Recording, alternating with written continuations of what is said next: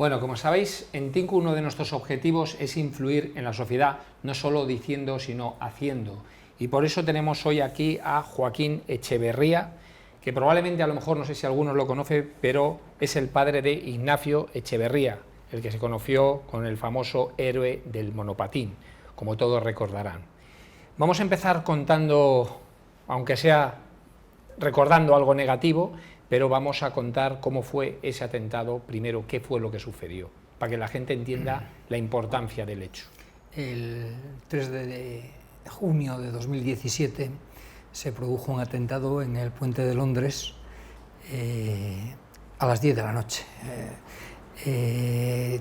Tres terroristas subidos en una furgoneta se suben a una acera y atacan a la multitud y atropellan a la multitud.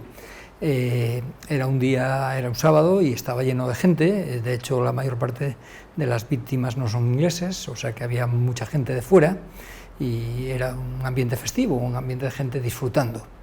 Mi hijo Ignacio estaba patinando esa tarde en unas pistas al lado del Támesis y cuando acaban de patinar deciden ir a tomar algo al Borough Market, que está allí cerca.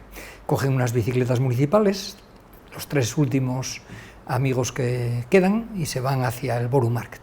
Entonces, en ese momento ven tumulto, ven gente corriendo y oyen a la policía gritando: huyan, huyan, escóndanse. Entonces avanzan y en un momento dado pasan por delante de ellos 6 policías corriendo hacia donde se estaba generando el escándalo. Entonces, un momento después, pasan 4 de esos 6 policías corriendo delante de ellos, huyendo. Un quinto policía permanece corriendo hacia el jaleo y un sexto policía huye en otra dirección. Ignacio se baja de la bicicleta, corre detrás del policía. Digo que eran policías porque iban uniformados. Entonces corre detrás de ese policía, ya están viendo cuentan los amigos que hay un terrorista golpeando a una chica, lo que el amigo de Ignacio interpretaba en aquel instante que eran puñetazos. Le estaba dando golpes uno tras otro. Entonces Ignacio corre, como digo, detrás del policía y cuando va a llegar a la escena, a ese policía lo apuñalan y se cae al suelo. En la escena había una pareja herida, caída en el suelo, un terrorista agachado apuñalando a la mujer en ese momento y el policía que llega antes que Ignacio se cae inmediatamente, lo apuñalan y se cae inmediatamente, y antes de llegar a Ignacio, una persona vestida de calle le hace un blocaje a uno de los terroristas que estaban de pie. Había uno en el suelo y 2 de pie. A uno de los que están de pie, el otro terrorista le pega una puñalada y se cae al suelo también esa persona. Cuando Ignacio llega a la escena, en poquísimo tiempo, hay 4 víctimas heridas en el suelo y un terrorista agachado. Él se lía a golpes, según cuentan los amigos. Lo de los policías huyendo y los policías corriendo, eso lo vi, porque la policía londinense vino a mi casa 2 veces para que conociéramos lo que había pasado allí. La primera vez nos trae las testificales escritas y la segunda vez traen ordenadores para que veamos estas escenas. Entonces, lo que digo es que Ignacio se lía a golpes con los terroristas que están de pie y el terrorista que está agachado se levanta, no es capaz de controlar a los 3, él no estaba herido todavía, podría haber corrido cuando ve caer a la 4ª persona, pero él se mantiene allí. Entonces lo apuñalan, se le van a la espalda, lo apuñalan, otro lo empuja, se cae al suelo y cuando está en el suelo un terrorista se agacha y le da una puñalada, él levanta la tabla intentando protegerse, pero bueno, muere desangrado. Él recibe 3 puñaladas y muere desangrado. La mujer que estaba en el suelo apuñalada y que nos escribió después del juicio, contándonos que no sabía lo que había pasado allí hasta después del juicio, tenía 18 puñaladas. Los policías, por lo que huyen, supongo yo, es porque ven a los terroristas con lo que parecían cinturones explosivos. Llevaban latas de cerveza envueltas en cinta americana, pero bueno, querían simular cinturones explosivos y yo creo que eso asusta a los policías.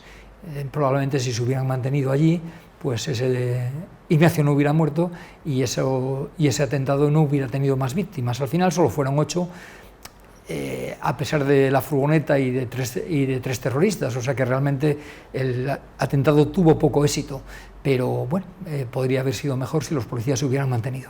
¿Qué edad tenía Ignacio? Tenía 39 años. 39 años. ¿Y qué crees que hizo que él sí que se enfrentara en lugar de huir? Bueno, Ignacio a lo largo de su vida se enfrentó a muchas situaciones, evidentemente a ninguna como esta, pero a muchas situaciones en las que arriesgó pues su comodidad en el mejor de los casos y su vida en algunos casos. Ignacio, unos días antes de morir, estando en España, que había venido charlando él cumplía años el 25 de mayo y un 17 de mayo, algo así, celebrando su cumpleaños con los sobrinos, le gustaba mucho hacer fiestas con los niños. Hablando del policía que muere en Westminster enfrentándose a un terrorista. En Westminster hay solo un terrorista con un cuchillo apuñalando gente, llega un coche de la policía y el policía joven se baja y se enfrenta a la muerte, corre hacia el terrorista, el policía mayor se queda en el coche y pone los seguros, evitando peligros. Entonces, hablando de eso, Ignacio dice, si yo hubiera estado en Westminster ese día patinando, ese policía estaría vivo. Con lo cual, una vez que ya tiene interiorizado lo que tiene que hacer y sabe lo que tiene que hacer, pues ya no necesita pensar, con lo cual actúa de forma automática. Por otro lado, Ignacio era un hombre con unas convicciones muy firmes, era una persona muy corriente, o sea, no, era una persona que yo nunca admiré a Ignacio, yo nunca me pareció nada brillante en nada, era una persona muy normal y muy corriente. Muy normal. Pero Ignacio, a lo largo de su vida, pues había enfrentado muchas veces, luego de su muerte nos cuentan muchas cosas. Pues con 10 años una profesora castigan a una niña en su colegio y entonces 2 semanas después de haber castigado a esa niña le dicen, Blanca, porque tú hace 2 semanas... Ignacio se levanta y le dice, oiga, eso pasó hace 2 semanas, ¿por qué no deja a Blanca en paz? ¿No cree que ya va siendo hora de olvidar esa historia? Ignacio era un hombre muy tímido, pero sin embargo es capaz de hacer eso. Y lo hace. A lo largo de su vida él es un hombre que se esfuerza, él tiene dificultad para estudiar, es un hombre que le dicen cuando empieza el bachillerato que no vale para estudiar, que piensa en aprender un oficio, pero él no se desanima y insiste y estudia, y bueno, estudia una carrera relativamente complicada porque en 4 años estudiaban el 90% del derecho español y el 90% del derecho francés, y además con el hándicap de que él no fue al liceo francés, él estudió en un instituto con el francés como segundo idioma y se matriculó en la Escuela Oficial de Idiomas para reforzar el francés y el inglés. Quiero decir que es un hombre que hace siempre un esfuerzo, pero él se enfrenta a situaciones. Él, en la Sorbona, estando en su segundo año de Sorbona, ya había superado bastante el francés, ya tenía un buen dominio de francés en ese momento. Una profesora, él opinaba que le estaba dando dogma marxista y él la interrumpe y le dice, oiga, ¿por qué no se ciña al programa y deja de darnos dogma marxista? Pierde el curso con esa asignatura.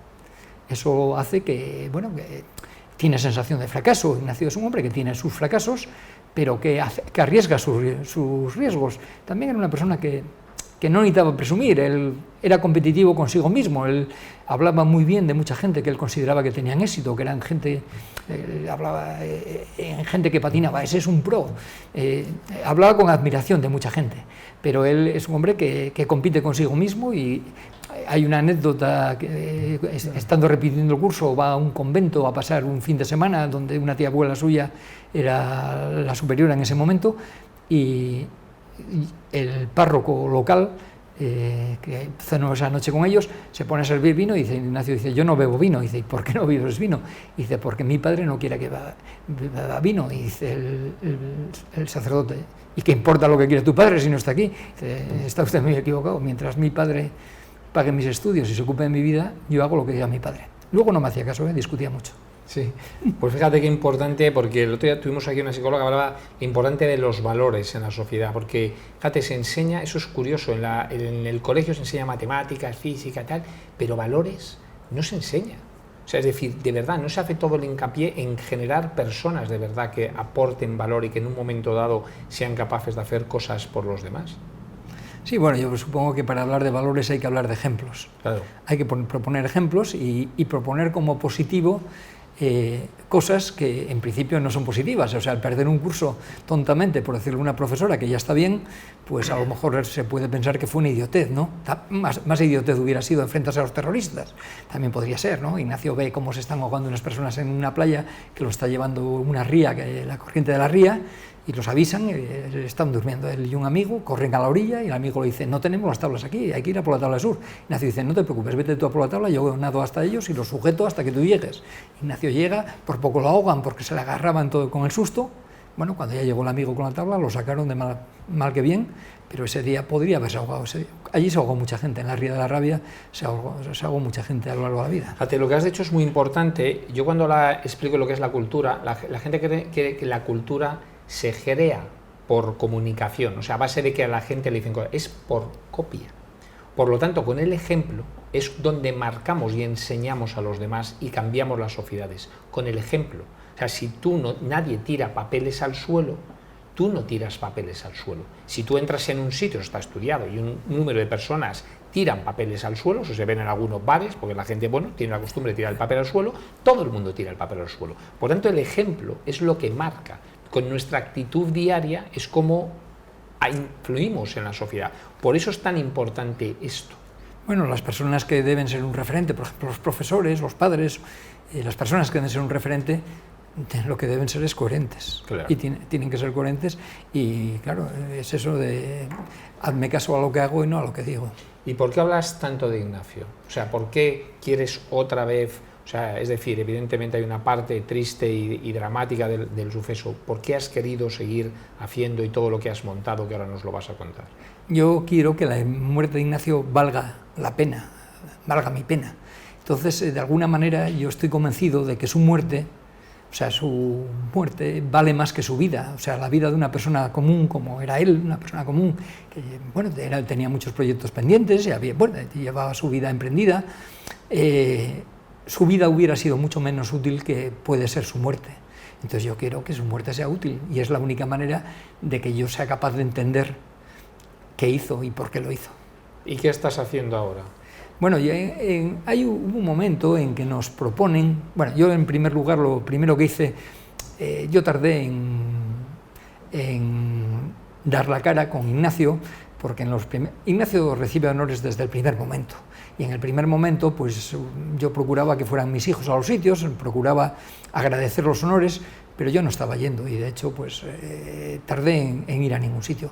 Pero llegó un momento en que al leer tanto como se ha publicado sobre él, pensé que lo que se estaba publicando podía llevarnos a no acordarnos de cómo era Ignacio, a inventarnos una persona diferente a la que era, una persona completamente normal y sin habilidades excepcionales. Entonces yo pensé, vamos a terminar creyendo, mis hijos, mis sobrinos, mis nietos, van a terminar creyendo que era Rambo o que era Menéndez Pelayo, porque bueno, sabía 4 idiomas, tenía una titulación, la licenciatura española y el máster francés, etc. Y entonces escribí un libro para desmitificarlo, intentando contar cómo vivimos su muerte, cómo lo sentimos, porque claro, cada uno ve la vida de una manera. Yo el día que vi que me dicen que Ignacio está muerto, me quedo tranquilo. Estoy sufriendo mientras pienso que está vivo y que está sufriendo. Cuando sé que está muerto, ya me quedo tranquilo, porque ya no sufre. Y cuando veo su cadáver y veo un gesto sereno, pensé, murió bien, está en el cielo. Eso fue Yo en aquel momento estaba fuera de los sacramentos, yo estaba enfadado con la Iglesia porque estaba ofendido, y todavía no lo he entendido, cómo no han excomulgado a los obispos del País Vasco y al 80% de los sacerdotes del País Vasco que estaban maltratando a las personas. Pero bueno, eso he llegado a la conclusión de que yo estaba equivocado, que lo que hicieran no era un problema mío. Lo que digo es que cuando después de eso me proponen que le demos una oportunidad de que se le pueda canonizar y que promovamos la causa. Me dicen, en el cielo hay miles de millones de santos, no se puede canonizar a todos, algunos tienen más mérito, que son anónimos, que no sabemos quiénes fueron, tendrán más mérito que muchos de los que han sido canonizados, pero hay que buscar gente que pueda ser ejemplar, y que Ignacio anduviera con una tabla de monopatín y que tenga esas fotos hecho una facha patinando y que fuera una persona completamente corriente, pues puede ser un buen ejemplo. Entonces, bueno, creamos una asociación eclesiástica y promovemos la causa. Pero pasado el tiempo yo llego a la conclusión de que me estoy equivocando, porque los valores de Ignacio es una persona generosa, una persona que da la cara, una persona que cuida a gente. Ignacio, en un momento dado, después de su muerte en el tanatorio, me llega una persona vestida de legionario y estaba muy nervioso y yo no entendía lo que me decía. Y se quita una condecoración, se la pone a Ignacio en la bandera que cubría el féretro, y al final me enteré de lo que pasó. Ignacio, ese señor tenía un hijo que había tenido problemas, había intentado buscar ayuda y le dijeron, buscar a una persona joven que les sirva de referente. Y habían encontrado a Ignacio, pero no los conocía. Ignacio estaba en el paro en aquel momento. Se pasó muchas tardes en su casa haciéndole compañía al hijo de ese matrimonio. Después, cuando ya el chico estaba mejor, empezó a llevarlo a los ambientes y ese chico, el día de la muerte de Ignacio, estaba perfectamente integrado en la sociedad, haciendo una labor útil y sé que le va bien. Ignacio, por ejemplo, estuvo visitando a un chico que era hijo de un marroquí, de una italiana, creo que es así, que nos lo contó después de la muerte de Ignacio, que estaba en Londres, había llamado a Ignacio porque le habían dado su teléfono y tuvo un accidente y lo metieron en un hospital y lo tenían retenido en un hospital. Entonces Ignacio pasó muchas tardes acompañando a una persona que había conocido hacía 10 días y que lo había visto 2 veces, pero que estaba solo y no tenía quien le hiciera compañía. Joder, menudo ejemplo, de verdad, ojalá haya muchas más personas, aunque viendo y aunque no lo vas a decir, yo creo que si Ignacio era así era porque además en su familia tenía este ejemplo. Bueno, Ignacio vio muchas cosas en la vida. Hombre. Ignacio tenía, y al ver tantas cosas, vio muchas cosas buenas y malas, cerca y lejos, y escogió las buenas. No vamos a pensar que yo tengo ningún mérito, porque si mi hijo hubiera muerto atracando un banco, yo no me sentiría culpable. Sí, bueno, pero estoy seguro que muchos de esos valores los vio en la familia, en sus amigos, en los ambientes que se creó. Ignacio me vio tener problemas en mi empresa por enfrentarme a situaciones a las que yo consideraba que eran inadmisibles. Bueno, pues lo habrá visto, no lo sé. Bueno, ¿y cómo podemos ayudarte? Bueno, en este momento el mero hecho de estar aquí ya me estáis ayudando. Yo lo que quiero es que Ignacio siga presente en la sociedad y que la gente se pare a pensar cómo era. O sea, hay una página web que sigue estando ahí, que dicen que no existió. Esto se lo pone una persona cuando no había aparecido el cadáver, diciendo que se habían inventado un héroe para hablar del... Bueno, pues eso siguen ahí. Sí. Hay alguien que... Bueno, hay todo tipo de cosas. En Twitter, tú lo viste, que te puse un comentario y uno como puso un comentario. Yo de verdad, además, no me gusta borrarlos para que queden en evidencia. Sí, pues... Porque es vergonzoso. Pero, pues yo lo que me gustaría es ser capaz de transmitir que Ignacio era una persona corriente, que cualquiera lo podemos imitar, porque todos tenemos las capacidades que Ignacio tenía, las tiene la mayor parte de la gente, pero claro, lo que hay que hacer es esforzarse, pararse a pensar que en lo que está haciendo uno, avergonzarse de lo que está mal, intentar hacer lo que está, repetir lo que está bien y también ver tus debilidades, ver tus carencias e intentar compensarlas con el fruto de tu esfuerzo. ¿Y dónde se puede encontrar información? ¿El libro se llama? Bueno, el libro hay 2 libros. Hay un libro en el que escribí yo, que figuro como autor, que se llama Así era mi hijo Ignacio, el héroe del monopatín, y hay otro libro que se llama Ignacio Echeverría, el héroe del monopatín, que escribieron Julia Moreno y Javier Segura, en que es una verdadera biografía, y consultan a mucha gente y cuentan. Yo no salgo muy bien parado, porque yo era un padre autoritario y lo cuentan. Pero bueno, oye, cada uno hizo lo que pudo, yo nunca hice asentismo. Pero bueno, la cosa es que ahí cuentan cómo era Ignacio, cómo fue su vida. Y yo quiero que la gente se dé cuenta que Ignacio era una persona común, que era corriente, que no era excepcional. Aquí he visto unos ejemplos ahora mismo que me parece que son excepcionales y que no son fáciles de imitar, pero en este caso Ignacio es fácil de imitar. Hombre, yo te digo con todo el cariño y respeto, yo llevo muchos años escuchando a mucha gente, muchos años viendo a mucha gente, por la parte toda que me dedico en el IA, a enseñar, formar y todo, y te puedo asegurar que pocas veces se me ha puesto los pelos tantos de punta como los tengo ahora y yo no lo conocía. O sea, sin duda, tu hijo era excepcional y un héroe, pero vamos, que ojalá, vamos. O sea, que le imitáramos mucho, porque vamos, joder, que solo escuchar toda la que has contado de la vida y todo, vamos, pone los pelos de punta, tío. Al revés, tu hijo, vamos, ojalá haya mucho más como ellos y la gente pueda salir adelante y pueda hacer otras cosas, porque esa es la gente que realmente aporta a la sociedad. O sea, tener una empresa y crear empleo está muy bien, pero oye, das la vida por los demás. Yo te digo que la mayoría de la gente hubiera corrido. Yo no sé si me hubiera atrevido a enfrentarme. No hay un precedente. Nadie, nunca ocurrió en Europa que un atentado terrorista, cuando la policía huye, alguien, después de verlos huir, va al encuentro. Y de hecho, por eso la policía viene a vernos. Y viene a vernos para que nos personemos en la causa.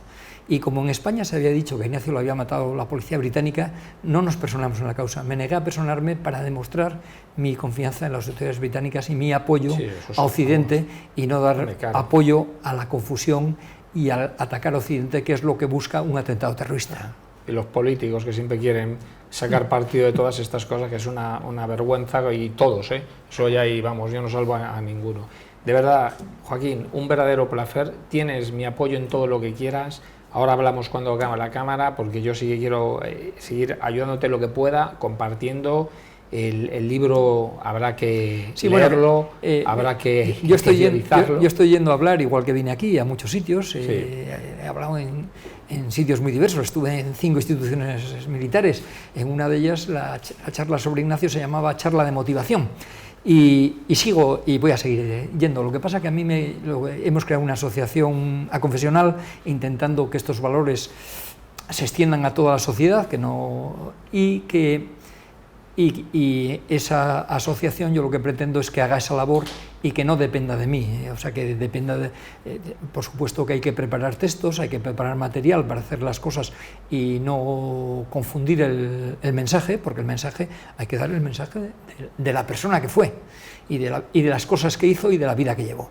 Pero bueno, esa asociación necesitará apoyo, tanto desde el punto de vista de difusión como desde el punto de vista de ayudarla a que podamos darle eco y para eso habrá que hacer actos y habrá que hacer cosas que tendrán coste económico.